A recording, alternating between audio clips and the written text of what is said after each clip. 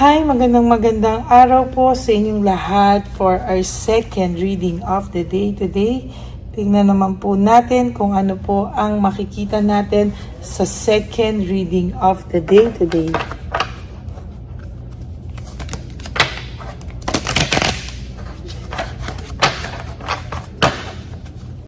So, tayo po ay mamimili. No, pasensya na po kayo, late po na upload yung second reading kahapon, kaya ngayon lang po na-upload kanina, baka nalito po yung iba. So, sa first reading ko po, binanggit ko po no, na ganun po yung nangyari. Okay? So, pili po tayo ng isa dito. And of course, pili naman po tayo ng 20 cards dito.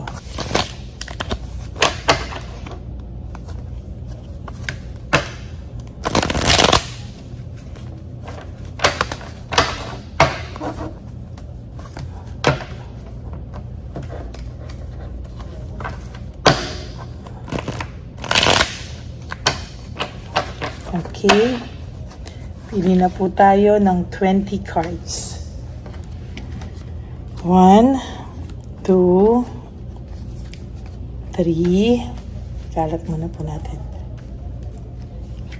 4, 5, 6, 7, 8, 9, and 10.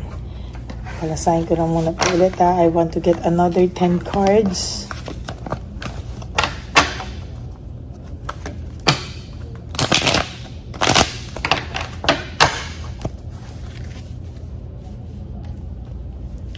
One, 2, 3, 4, 5, 6, 7, 8, 9, and 10.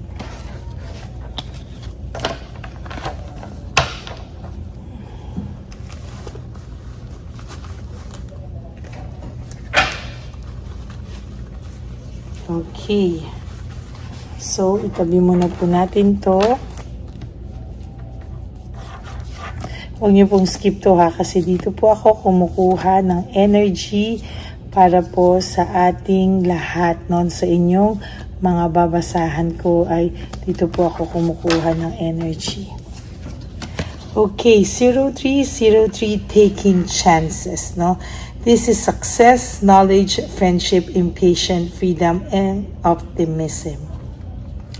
Sabi po dito, when chances present themselves, seize them and do something out of the ordinary, whether in your professional or personal life. Sabi dito, you will find success by welcoming creative impulses and having faith in your own abilities. Trust in chance and take risks on opportunities that could change your life for the better. Okay, dito po is all about taking chances, marami pong nagiging successful by being optimistic, yung knowledge nila ay ginagamit nila, friendship, connection, hindi po talaga dito makikita yung hindi po dapat merong impatient na tao, Sabi nga dito, when chances present themselves, kailangan daw po talagang i-grab mo daw po to and do something na talagang out of the extraordinary, So nakikita ko po talaga dito ay whether sa iyong personal na buhay, whether ito po ay nasa personal or professional, you will find success, Marami pong success ang makukuha mo by creating yung mga or having faith in your own abilities. Kailangan po maniwala ka sa sarili mo, Kailangan po ikaw mismo ay naniniwala, ikaw mismo po ay may pananampalataya sa iyong abilities, sa iyong knowledge, and kailangan daw po nagtitake risk ka or nagtitake ka ng chance or take risk ka sa mga opportunities that could change your life for the better. Hindi po kasi pwede dito na parang anong gagawin mo, parang wala, takot ka sa mga changes na pwedeng mangyari sa buhay mo, o takot ka mag-risk kasi baka mag-fail ka. paano ka mag-fail or paano ka magiging successful if hindi mo po ito titingnan, or hindi ka po magte-take ng risk. Kailangan mo po yan, kailangan po ay maging maayos ka sa mga decision mo sa buhay. Kailangan harapin mo to with confidence and with trust sa kakayanan mo, hindi ka po pwedeng wala lang, sige, magpapaka-safe ka na lang at hindi ka po magte-take ng risk, kasi diyan po yung mga takot sa risk, yan po yung mga halos nagpe-fail. Alam mo po, kung mag-fail ka man once, twice, tayo ka, and then mag-risk ka po ulit, life and love is all about taking risk, Sabi nga dito, maybe in your professional or personal life, pwede mo pong gamitin yan at wag na wag ka pong panghihinaan ng loob, because sometimes pag pinanghinaan ka agad ng loob, pag nauna po agad yung iyong takot, o inunahan mo agad ng pagiging negative, sometimes yun po yung nagpapabagsak sa atin. Kaya sometimes the more na nagiging successful na tayo dapat, pag naging safe po tayo, lalo pong tayong napupurnada, So yan po ang inyong Angel Tarot card for today, So tingnan naman po natin kung ano po ang ating makikita ngayong araw na ito. See, sabi nga po dito, sa inyong first card, you have to have hope and faith, Kailangan daw po ikaw po ay maging maayos, maging mapagtiwala, magkaroon ng pag-asa na sooner or later, lahat ng dinadanas mo ngayon ay malalagpasan mo. And para mas malagpasan mo to, you really have to take the risk of yung confidence mo po talaga dapat ay nasa maayos, Talagang dapat ay buong-buo ka pong papasok sa mga sitwasyon kahit ikaw po ay natatakot, Dapat po magkaroon ka daw po ng breakthrough, clarity, sharp mind, Kasi tinanggal po sa iyo yan ng person mo. Bumaba po ang self-esteem mo, nagkaroon ka ng low self-esteem, nagkaroon ka ng nawala yung confidence level mo, at yan po yung nagpapabagsak sa iyo, Hayaan mo lang po siya na walan ka ng boses sa sarili mong pagkatao, Kaya ngayon, dapat ibalik mo po yan, yung person mo po ngayon, somehow is feeling the same way, Marami po siyang group conflict, marami po siyang mga pagkakataon na hindi niya po inakala na mamalasin siya, hindi niya po inakala na panghihinaan siya ng loob. Ngayon po, lahat ng kayabangan nito ay na-wash off, Panay problema po siya sa mga tao, Ngayon po siya nakakaramdam ng resentment and desire to reconcile with you. Ngayon niya po naisip lahat ng hindi niya po na-focus sa'yo. Lahat po ngayon ay panay weakness. Talagang meron po siyang weakness ditong nararamdaman, and self-pity, insecurity and self-pity. Nagkakaroon po siya talaga ngayon ng insecurity and self-pity sa sarili niya. Ang dami niya rin po unresolved issues and emotional baggage. Sabi ko nga po sa inyo, hindi po nito kinakaya yung bigat niya po ng loob, hindi niya po kinakaya yung mga unresolved issues niya ngayon, at yan po yung nagpapahina ng kanyang kalooban, Sabi nga po dito, lack of balance, nawalan po siya ng balanse sa buhay niya, and true enough, ang taong ito ay nasasaktan sa ngayon. There is this false success, living beyond means. Sabi ko nga po sa inyo, yung mga iba dyan na akala nyo okay na yung person nyo, hindi po sila totoong okay. Talaga pong sila po ay nawawalan din ng hope, ng pag-asa, at sila po ay nawalan din po ng financial security. Sila po ay may self-pity ngayon. Sila po ay nakakaramdam ng kawalan din ng lakas ng loob ngayon. Talagang kung titingnan mo dito, ngayon niya po naiisip yung pinagsamahan nyo na hindi niya po pinahalagahan. Yan po yung nawalan po siya ng direksyon sa buhay. Siya po ay unti-unting bumabagsak. Araw-araw na ginagawa ng Diyos, siya po ay nanglulumo, siya po ay parang nawawalan din ng pag-asa na sooner or later magiging maayos din po yung mga pinangarap niya ay hindi po talaga natupad. Aray, no? Oh my God. Wheel of Fortune in reverse is all about bad luck, no control, stagnant, negativity, betrayal, depression, loneliness. Lahat po ay nasa Wheel of Fortune in reverse, meaning pabagsak po ang buhay nitong taong ito. Panay din po siya tension, panay din po siya broken communication, broken relationship. Sa totoo lang po ngayon ay nalulungkot po siya, and there is this entrapment, no?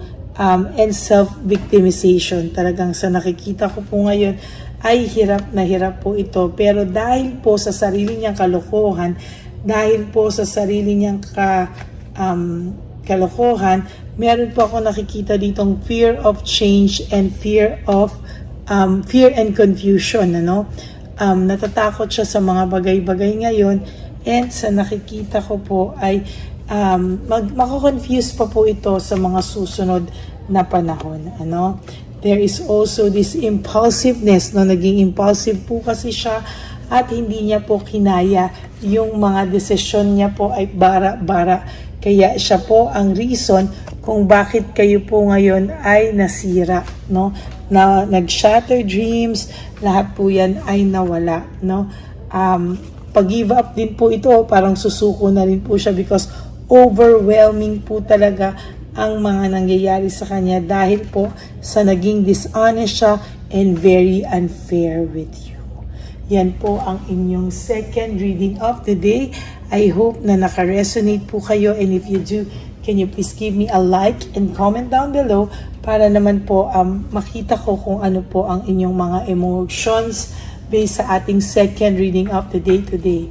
Para po sa mga nagtataka bakit laging nakadikit yung One Love a Day natin, may nagsuggest po kasi sa akin na parang 4 or 5 subscribers natin or Lady Elena family na sana po sa buwan na meron tayong One Love a Day ay lagi pong nakalagay yung ating One Love a Day para syempre sa mga bago daw pong magsasubscribe sa atin, makita at matouch din po sila sa mga pinagdadaanan nila, no? So para rin po sa mga nakapanood, pwede nyo naman pong hindi na panoorin, pero para po sa mga bago, sabi nila malaki daw po yung impact sa kanila na maswerte pa rin sila sa buhay nila whether anuman po ang kanilang pinagdadaanan. Okay, ayan po, no? Maraming salamat po sa suggestion nyo, and I will do that po para sa inyong lahat. Okay, for those of you who would like to have a private reading with me, you can message me po at Lady Lee Elena. That's LADYLY Elena. Nasa dulo po yan ng ating video. Diyan nyo lang po ako makokontak. That is my only official and legit FB and Messenger account. Yan, maraming salamat po sa inyong lahat. And nilabas ko din po dyan yung fake account ng Lady Elena na kung saan siya po ay nang i-scam ng mga tao. So, make sure po na nasa tamang account kayo, no? Dun sa dulong account. Okay, and para po sa inyo lahat, thank you for not skipping ads. Alam ko po, tulong nyo na po yan para sa ating One Love a Day palagi, no? Kaya, thank you po dahil ang aking mga ever solid, loyal, and faithful na Lady Elena family ay hindi po nag-skip ng ads dahil meron po tayong lahat na mission at yan po ang partisipasyon nyo. Kaya maraming salamat po. And for those of you who would like to give me a super thanks for this video, I would really appreciate that and love that from the bottom of my heart. And para naman po sa aking mga ever loyal, faithful, solid na Lady Elena family, ay alam niyo naman po na mahal ko kayo, at ang lagi ko pong pais sa inyo is just to live your life na free of stress, and sana po ay you live only for today. You know, when you wake up each day, you do 3 things that will make you happy for today. Prioritize yourself, make yourself happy, forgive yourself, and always choose to love yourself, because self-love is still the best love of all. And you have to realize that life is so short. Don't make it shorter by stressing yourself from all the pains and the heartaches na binigay sa inyo na kahapon. Just surrender everything to the divine universe and just let go and let God write your life and love story. I will be back for another set of reading. Huwag po kayong malulungkot.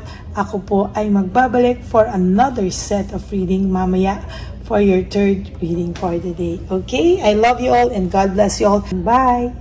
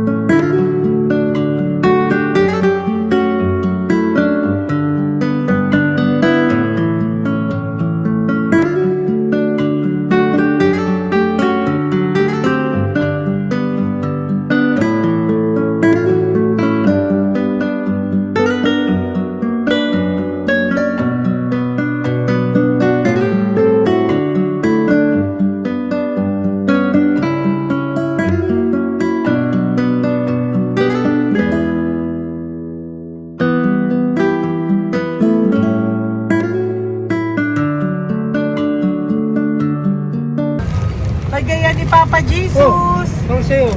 Ito pa nung. Go ahead. Pera. Wala na, that's it? Ito po pera. Ito pa pera, oh. Bigay ni Papa Jesus. Kain mo yan, ha? Jesus yan. Bigay. Wala ka ng pera dyan, ha? Okay lang kami. Para sa iyo yan, para sa iyo. Yan ang isip niyo. Pagkain mo yan, ha? Saan ka pa? Bye-bye. Yung pagkain mo kunin. Bakit? Lagay mo lang po dito. Pati po. Pagka po, may bibigay lang po kami sa'yo. Bigay po ni Papa Jesus. Yan, para po sa'yo yan. Ingat po.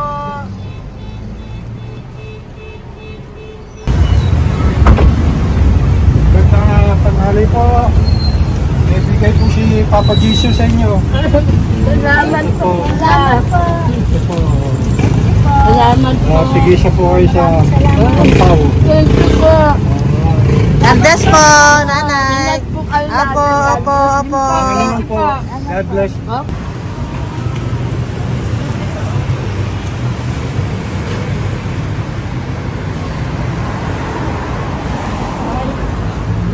Bigay po ni Papa Jesus sa inyo.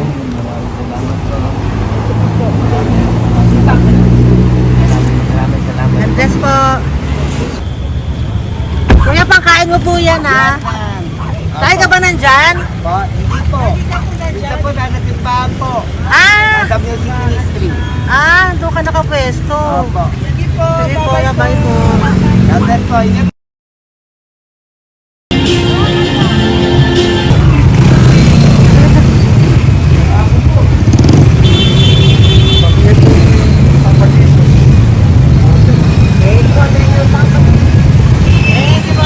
Thank you po, bye po. Meron pa bigay po ni Papa Jesus. Yun.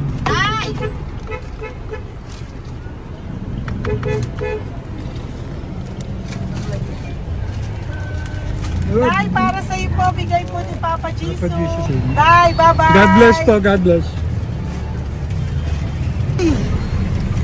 Para sa iyo po, bigay po ni Papa Jesus. Ayan po, bigay po yan sa ni Papa Jesus. Thank you po. Amen.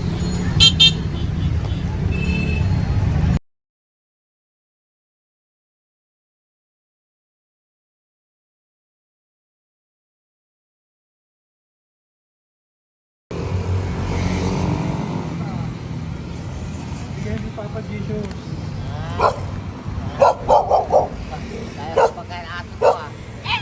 Madami mong aso, kuya. Alaga mo lahat yan? Oo, sa 8. Hindi, sa isa na sa iba. Kalagala. Ay, talaga? Salamat po. Kalagala po. Paano pagkain yan, kuya? Saan mo kinukuha? Sa tambay ko. Lahat. Ang dami. Ang dami niya pong aso. Oy, ang daming aso ni kuya. Sa 8. May nagbibigay sa inyo pagkain. Nangangalakal ako. Okay po. Kaya mo kuya, pag nadaan ako, bibigyan kita ng dog food dito, ha? Oo. Dito ka lang ba lagi? Oo, dito ako lang tutulog. Okay po, sige. Okay po. Marami din akong aso sa bahay, eh. Salamat po. Okay po. Isa. Kuya, pangkain mo yan, kuya.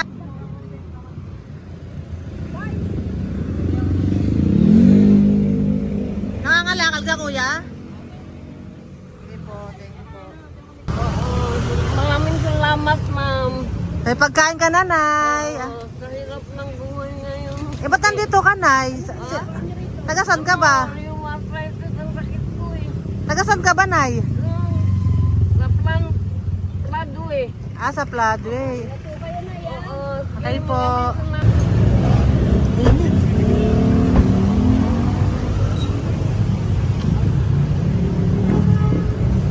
Nay!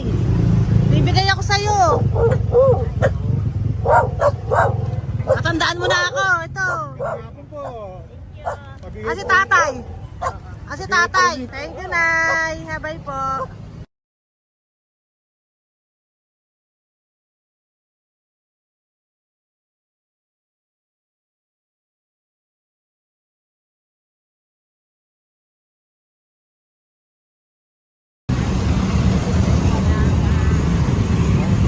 God bless, Nay. Thank you po. Pabigay po. Ay, bigay po ni Papa Jesus. Salamat po. Bigay po ni Papa Salamat po, Jesus. ate. Ito po, oh. Salamat po. Bigay po ni Papa Jesus. Ito pa po. Salamat po, tay. Salamat po, Bye-bye po. Maraming po salamat. Kayo, ate. Opo, ingat po kayo. Taga-saan po kayo? Taga Tayabas, Quezon po kami. Mga aita po kami sa Quezon, mga katutubo. Sige, ingat po. God bless.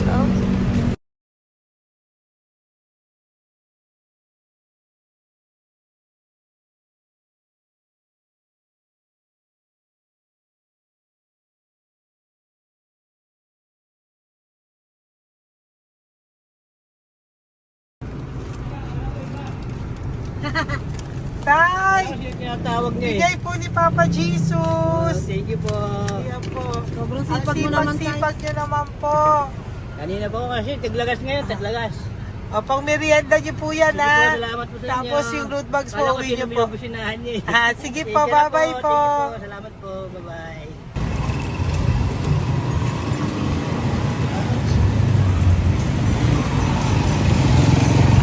Brother.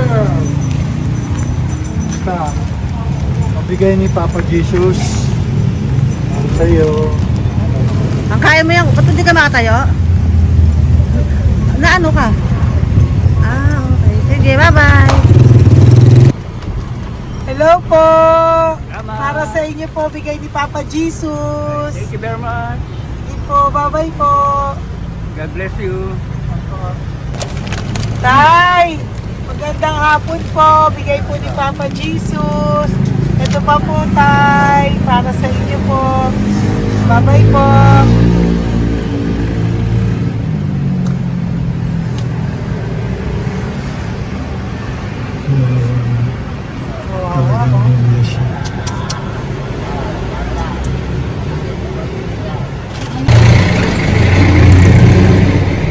Ate! Ate, ito. Ano lang, baka maano siya. Ito po, oh, bigay po sa'yo ni Papa Jesus. Ito pa po, oh, pera po. God bless po. Okay, taga saan ka po? Sige, ingat ka po, ah. Hello po, magandang hapon po. Ano po? Bigay po sa'yo ni Papa Jesus. Thank you, madam. Tsaka ito pa po, para po sa'yo. Salamat. Thank you po, ingat po. Thank you, ma'am. Sige po. Salamat. Akala ko, ma'am, bibili. Ay, hindi po, para sa'yo po yan. Bye-bye Thank you, po. ma'am.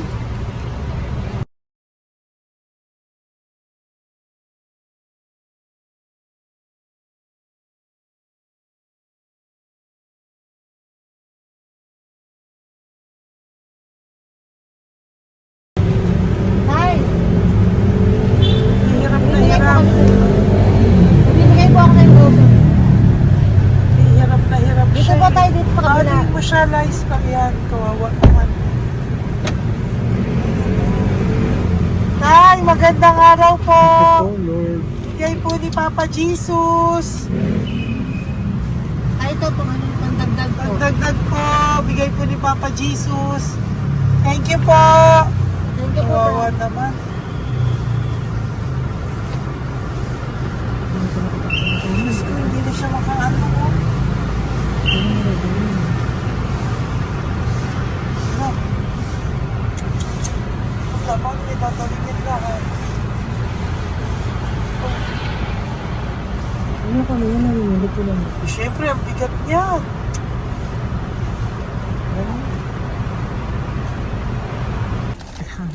Kaya, bigay sa'yo ni Papa Jesus. Thank you po, ma'am. Ay, yung palinis po, ma'am. Hindi na po, okay na Thank you po. po. Ito po. Thank you ma'am. po. Thank you, sir.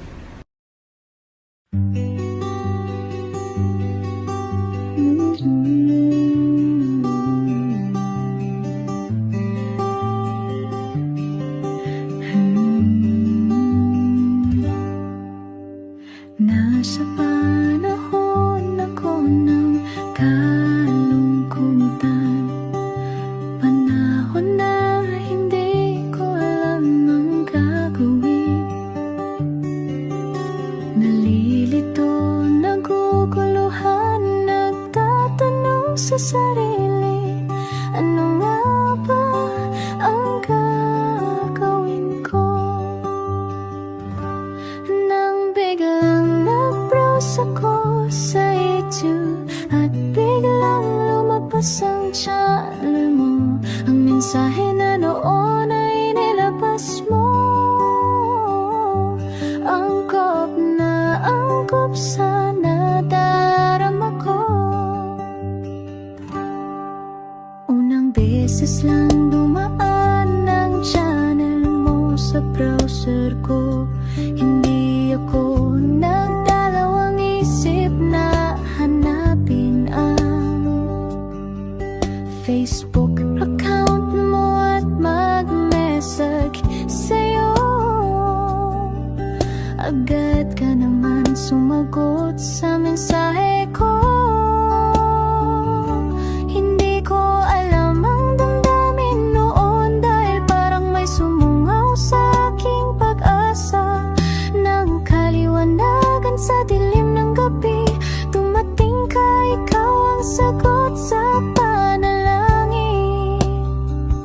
Salamat dumating ka at nakilala kita, Madam Elena. Nabago mo